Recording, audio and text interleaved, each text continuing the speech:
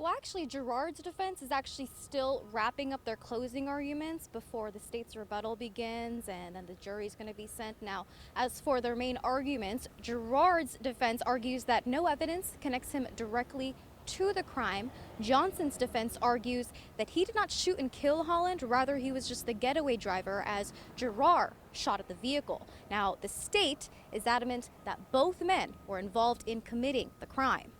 22 bullet casings were found at the scene where the red Mercedes was shot at. Inside the car, 4 teenagers, including 13-year-old Prince Holland. It was driven by their adult coach. The shooting was at the intersection of Moncrief and New Kings Road in December of 2022. In his confessional tape, Marcel Johnson admits to being part of the crime, but not being the one who pulled the trigger.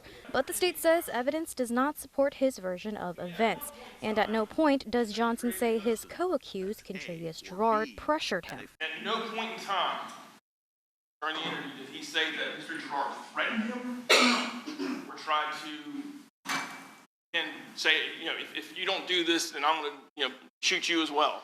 After the state concluded closing arguments, Johnson's defense attorney addressed the jury, highlighting moments during the interrogation video when Johnson was pressured to answer to investigators. Everyone's waiting for that story.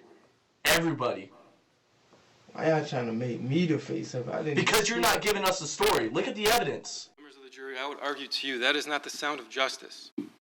That is the sound of tunnel vision finally landing where they wanted it to.